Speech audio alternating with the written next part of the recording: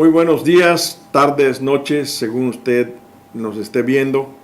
Aquí de nuevo la entrevista.com, como cada semana, con nuestro compadre Xavier Rosado Echanove. Buenos días, compadre, ¿cómo estás? Buenos días, mucho gusto. Bueno, hoy vamos a hablar acerca de un elemento que pues es vital, es un vital líquido para la humanidad, el agua. Y en esto, pues, el experto es aquí el ingeniero Rosado. Vamos a hacer algunos comentarios al respecto de pues, la cuestión de la industrialización, la contaminación, los organismos que operan este sistema para el consumo humano y de plantas de desalinización, en fin, muchas cosas que serán de mucho interés para todos ustedes. Bueno, pues vamos a iniciar esta entrevista y pongámosle atención. Pues buenos días o tardes. Como atinadamente comentas, el recurso agua es de vital importancia porque nuestro cuerpo, nuestra masa corporal, pues es un alto porcentaje es agua, ¿no? Es decir, es de vital importancia para los seres humanos el recurso agua. Y si bien nuestro planeta es un planeta de agua, es decir, el 90% del agua que hay en el planeta es agua salada, el otro 10% es agua salobre, pero bueno, parte de ese 10% está congelada en los polos. Entonces hay zonas del mundo donde hay abundancia de agua y hay otras en mayor cantidad en las que escasea el agua. En nuestro país, la gran parte de nuestro clima, del territorio nacional, es semidesértico o desértico. Estamos hablando del altiplano hacia el norte, noreste y noroeste del país, donde hay zonas desérticas, donde el agua está, pues no hay agua superficial a veces, el agua es subterránea, pero a grandes profundidades. Estamos hablando de cientos o miles de metros para poder hacer un pozo artesiano y obtener agua, ¿no? Entonces el recurso se hace escaso porque si bien hay zonas del país como el sur-sureste, donde está gran parte del recurso hidráulico, tanto superficial a través de los afluentes, ríos, lagunas y demás, o en el subsuelo, como es el caso de la península de nuestro estado de Yucatán, donde tenemos gran cantidad de agua en el subsuelo. Sin embargo, bueno, hay que obtenerla y precisamente los gobiernos de la República y los gobiernos estatales a lo largo de muchos años han construido una gran infraestructura para poder extraer, captar esa agua, conducirla y luego meterla a las redes de distribución y llega a nuestro hogar. Como tú decías, a veces abrimos la llave del grifo y no nos percatamos de que atrás de todo ese pequeño flujo de agua que sale por la llave hay todo un sistema o sistemas de agua potable para extraerla, para tratarla, potabilizarla y poder ser usada para consumo humano. El agua en sí, bueno, la fórmula que todos sabemos del agua es su fórmula química, ¿no? Es H2O, 2 moléculas de hidrógeno y una de oxígeno, pero a lo largo de la historia hemos visto que el agua también tiene otro componente que es fundamental, que tiene un alto contenido de contaminantes, de contaminación política. Es decir, el manejo del agua, dado que es un recurso pues, escaso, difícil, y que es un recurso que debe cuidarse, debe protegerse, pues se han creado a lo largo de la historia muchas instituciones, muchos organismos que se encargan de operar el agua, de extraerla y de conducirla y de entregarla, y para los distintos usos. Es decir, el agua no solamente para el consumo humano, sino también se utiliza de manera intensiva para el riego, agua que se extrae para fines agrícolas o agua que se utiliza para procesos industriales. Y en ese manejo del agua que es donde intervienen los organismos. Aquí traigo a colación, por ejemplo, un gran plan que se desarrolló en la década de los 60 por allá, en el estado de Sinaloa. Como todos sabemos, el estado de Sinaloa es un estado de una franja costera que a lo largo de millones de años toda la erosión de la sierra, producto de la lluvia, ha ido acumulando una capa de tierra orgánica de muy alta calidad y se aprovecha mucho para el desarrollo de la agricultura. Y para esto pues se requería mucha agua, y el agua que ha escurrido desde siempre de la Sierra Madre Occidental, pues toda esa agua se iba hacia el Pacífico, hacia el mar Pacífico. Y se dio un plan para aprovechar esos escurrimientos, y se ha ido, a lo largo de la historia se construyeron grandes obras de infraestructura, presas de almacenamiento de agua, por ejemplo la presa José Ortiz de Domínguez, por decir una de ellas, y estas presas sirven para regular, para almacenar el agua, y la van distribuyendo a través de una red enorme de canales de riego, de tal manera que se puede tener esa tierra disponible y con el recurso agua regulado, y los organismos, por ejemplo la Comisión de Aguas del Valle del Río Fuerte, pues se encarga de administrar este vital recurso, y ha sido un éxito. Sin embargo, el recurso agua está sujeto a intereses muy fuertes, intereses económicos muy poderosos, y esto hace que su manejo sea delicado. Por eso digo que se ha contaminado el recurso agua con la política, porque si bien se ha hecho una gran infraestructura en el país, hay zonas donde hay gran infraestructura para aprovechamiento del agua, pero sí el manejo y la administración se ha sesgado hacia las decisiones de naturaleza política, y eso no debería ser, porque este es un recurso tan importante que no debe estar en manos de decisiones políticas, sino que debe ser un recurso que debe cuidarse técnicamente y aprovecharse cabalmente, porque si bien es un recurso que pudiera ser abundante, también el problema es que se ha abusado del recurso, o se ha descuidado por parte de los organismos encargados de proteger este recurso, y hay son los ríos, por ejemplo en México, la mayoría de los ríos del país están contaminados, y el agua subterránea incluso también está contaminada. Entonces ahí podemos decir que los organismos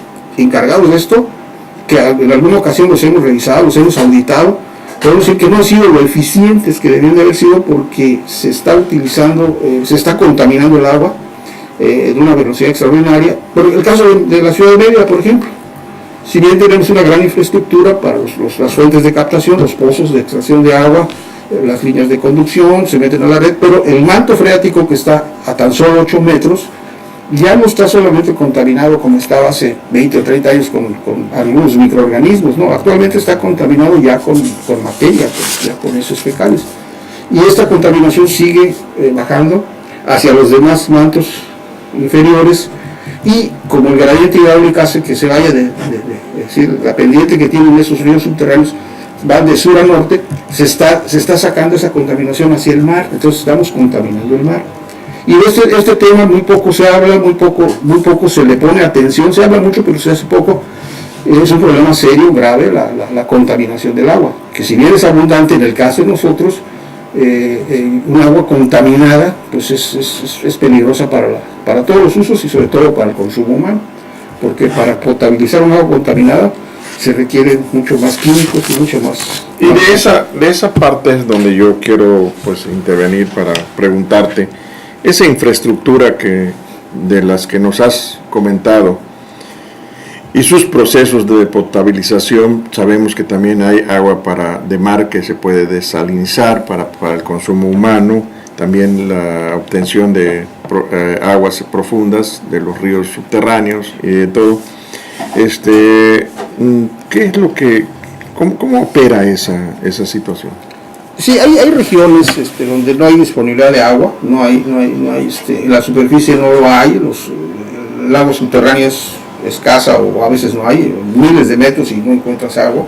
Entonces lo que se hace, la solución es desalinizar. Se puede separar del agua de mar, el agua con cloruro de sodio, se puede separar esas sales mediante un proceso de evaporación, condensación, pero ese proceso es costoso. Sí hay ejemplos en Ensenada, Baja California de México, hay una planta desalinizadora que se utiliza para abastecer al sistema de agua potable, pero el costo es muy alto. Entonces lo que están haciendo actualmente los científicos, están buscando nuevas formas de energía para abaratar costos. Entonces la energía solar con esa están logrando ya operar plantas potabilizadoras. Para la energía, a mover las Sí, plantas. la energía solar se transforma en energía calorífica se produce ese proceso de vapor, condensación, y se separan las sales y ya se puede utilizar esa agua para fines de Y consumo. es 100% Sí, el agua tratada, actualmente existen métodos de tratamiento de aguas, incluso residuales, aguas de drenaje, aguas servidas,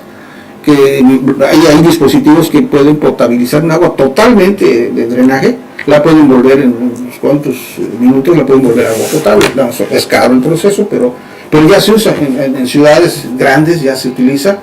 O en ciudades, por ejemplo, la Ciudad de México, que se creó hace muchos años la Comisión Nacional la Comisión de Aguas del Valle de México, han estado explorando la alternativa de tratar agua residual, agua negra, porque allá el problema es que se han sobreexplotado los mantos acuíferos y se ha hundido la Ciudad de ¿Cómo México. influye el agua a 20 y pico de millones de ciudadanos en el DF? Bueno, el consumo debe dar alrededor de unos 20 metros cúbicos por segundo, o sea, 20.000 litros por segundo es lo que consume esa gran ciudad. Estamos hablando de una metrópoli conurbada con cerca de 20 millones de habitantes, y el agua cada vez la traen más lejos, porque ya el agua El Lerma, ya la traen del plan de Cutzamala, de Puebla, Veracruz, por allá.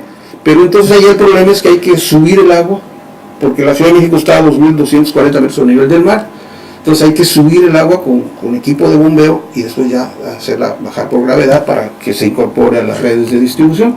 Entonces allí el problema es el costo, y además que están dejando sin agua grandes regiones aledañas. La gente de esos lugares ya se queja de que le están quitando su agua para el agua que usan para la agricultura, básicamente. Entonces ahí se generan conflictos muy serios, muy fuertes, y las autoridades pues tratan de mediar y tratan de buscar las soluciones. Los ríos se crean por los escurrimientos de las grandes montañas, ¿no? Sí, es el ciclo hidrológico, es decir, la lluvia escurre, baja de la montaña, se forman una red, un afluente global, hasta conformar los grandes ríos. Y México, nuestro país, es privilegiado en ese sentido. Nosotros tenemos grandes ríos con caudales de agua, por ejemplo el río Grijalva, que nace en las montañas de allá de Guatemala, Chiapas, los contrafuertes de la Sierra Madre de Chiapas, y baja el agua, y entonces se conforma ese gran río, el gran río. Y también crea esteros y lagunas. Y allá se han construido grandes plantas de almacenamiento de agua, plantas hidroeléctricas para generar energía eléctrica. Así la tercera parte de la energía que consumimos, la energía que produce estas lámparas con las que se ilumina el estudio, la tercera parte viene de ese sistema, que son grandes plantas hidroeléctricas. Son las distintas presas, La Angostura, Chicoacén, Malpaso, Peñitas, en fin, es todo un sistema hidráulico. Que el problema de esto es que yo veo un futuro bastante difícil, porque si tomamos en cuenta que el modelo económico neoliberal que se ha seguido durante los últimos 30 años, que ya han vendido prácticamente el patrimonio nacional, hace unas 3 semanas se anunciaron ya la adjudicación de los primeros contratos de extracción petrolera. Entonces, el próximo sexenio, de continuar con esta tendencia, lo que van a hacer es vender el agua, porque ya vendieron todo. Entonces el agua sí es codiciada por las grandes transnacionales. Y de hecho ya las empresas que producen agua embotellada, que es un formidable negocio, y que ahí hay un asunto al que se le debe poner atención, porque si bien tenemos los sistemas de agua potable, por ejemplo, en el caso de Mérida tenemos el sistema del Estado de Yucatán, la Junta de Agua Potable de Yucatán, que se encarga de extraer el agua, tratarla, protegerla y entregarla a los domicilios, pero el costo es muy bajo. Es decir, estamos hablando, ¿qué será? 15, 20 pesos el metro cúbico, estamos hablando, son 1.000 litros de agua.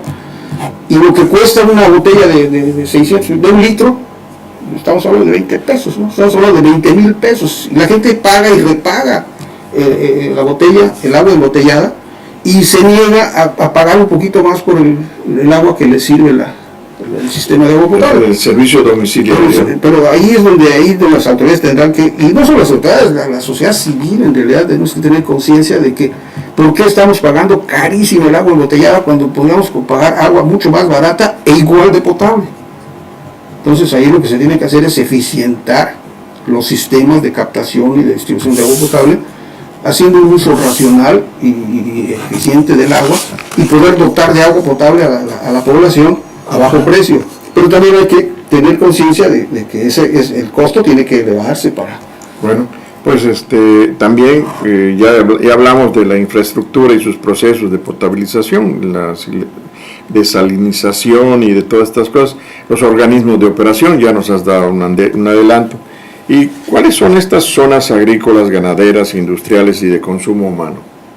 ¿Cómo se divide esto en la República? Los distintos usos, un uso fundamental es para la agricultura, y que los ejemplos tenemos en el noroeste del país, donde ahí se produce de manera intensiva la agricultura. Ahí es donde la infraestructura juega un papel importante, pero más importante es el manejo técnico que se debe hacer del agua, porque si dejas en manos de políticos, se contamina políticamente el asunto y ya se complica la situación. Entonces esos organismos dejan de operar con eficiencia y eficacia porque son manejados por políticos, con criterios políticos y no criterios técnicos o económicos y de sentido social. Nosotros sabemos de que existe la Comisión Nacional del Agua, o sea, la CNA. Es un organismo que rige todo esto, la extracción de pozos, de todo lo que se hace, ¿no?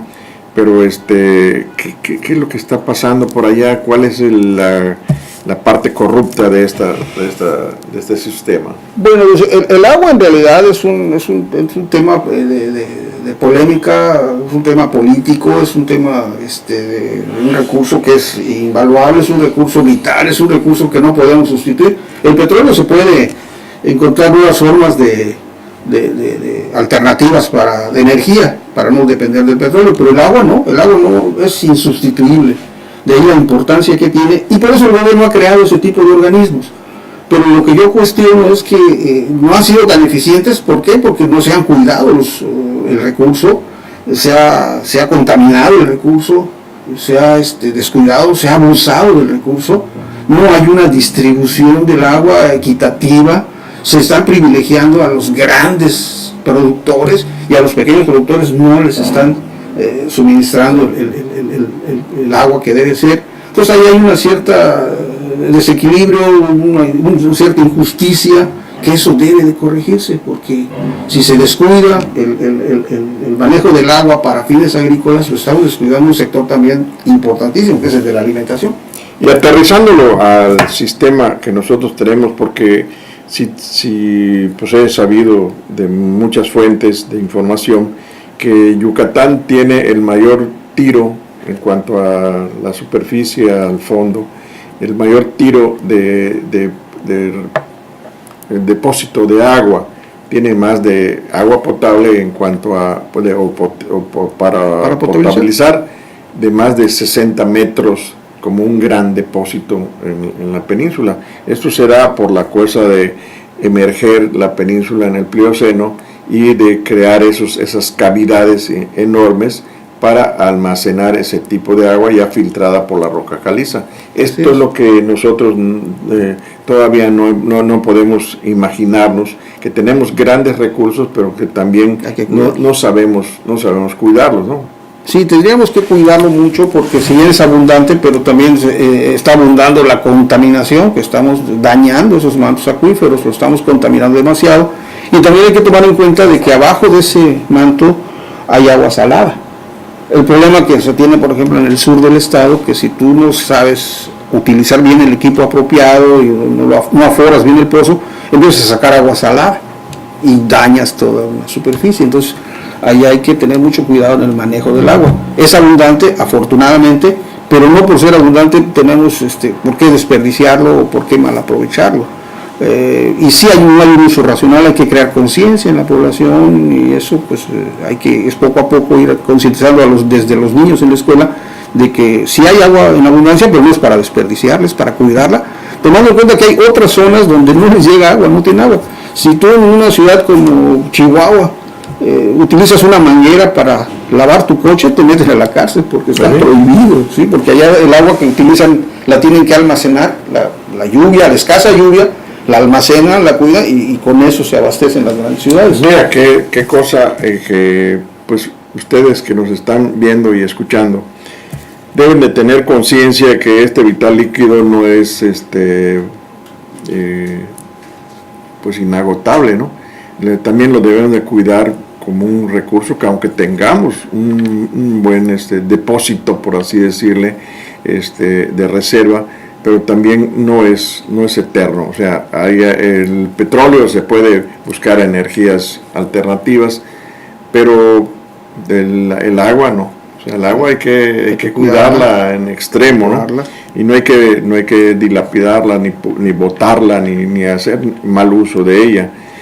Otra cosa que también se está dando mucho, y esto para finalizar este programa, a reserva de que tú tengas alguna otra información, es la contaminación, porque se está dando la industria, la industria contamina el subsuelo, de donde obtenemos este vital líquido, y las granjas porcícolas y agrícolas que usan pesticidas y todo lo demás. Y aquí en la gran ciudad, de la falta de drenaje. También eso afecta mucho. Es un problema serio la falta de drenaje de la ciudad de Mérida, que sigue creciendo lamentablemente. Afortunadamente hay los nuevos fraccionamientos ya les que exigen que tengan mínimo una planta de tratamiento, aunque sea un tratamiento primario, para no vertir directamente el agua servida o el agua al drenaje, porque eso contamina. Pues afortunadamente ya los nuevos fraccionamientos ya les están exigiendo a algunos que tengan sus plantas de tratamiento, lo cual es correcto, pero la gran masa urbana no tiene ningún tratamiento, se está vertiendo el agua directo a las fosas llamadas sépticas, que no tienen nada de sépticas, son simplemente pozos artesianos que existieron y se habilitan como drenaje, entonces eso va directamente a la contaminación. Entonces eso es grave, aunque no lo vemos, y los políticos, pues como nadie lo ve, ellos no se preocupan por atenderlo, pero sí es un asunto que debe ser atendido con urgencia, porque además la solución no es barata ni fácil, pero debe atenderse, porque esto es una bomba de tiempo. No es que yo sea pesimista, pero es que la realidad es, ya sacas tú una muestra de los primeros 8 metros al primer manto freático y está absoluta y totalmente contaminado. Ya no es, ya está contaminando el siguiente manto. Sí, cada vez hay que hacer los pozos más profundos, porque para poder encontrar agua limpia, agua buena, pues tienes que profundizar más, ¿no? Entonces eso también es la realidad a la que nos enfrentamos, que hay que atenderla, y no hay que dejar en manos de los políticos este asunto de que el agua es vital para el ser humano, y los seres humanos tienen que participar, las organizaciones no gubernamentales, en fin, todo el mundo tiene que ponerle atención y presionar a las autoridades para que no solo hagan leyes, sino que se cumplan las leyes, porque si tú ves el marco legal de la Comisión Nacional del Agua, no, es magnífico, pero no se cumple, lamentablemente ahí. Nadie que lo vigile. Hay corrupción, y bueno, y son cosas con las que no deberíamos jugar. Pues qué lamentable. Bueno, pues así es como nosotros hemos platicado esta entrevista navideña, por así decirle, con el compadre Xavier Rosado Echanove. Y bueno, ¿qué más podríamos agregar? ¿Un mensaje navideño o algo así que aliente? Pues sí, desde luego desearles una muy feliz Navidad a todos, y un próspero año nuevo, que les traiga mucho dinero, mucho amor, mucho sexo, en el orden que quieran. Vientos huracanados. Bien, pues muchas gracias a ustedes, y bueno, esperemos que la semana que viene, que ya no vamos a estar, pero vamos a estar repitiendo algunos programas que han sido de mucho interés. Me gustó mucho de la que hiciste de la partícula de Dios. Sí. Y hay otras más que podríamos estar repitiendo. Y la semana que viene pues no vamos a tener programa por vacaciones de los empleados, pero que les prometemos que los primeros días de enero ahí estaremos con ustedes. Muchas gracias y hasta la próxima. Gracias, felicidades. Feliz Navidad.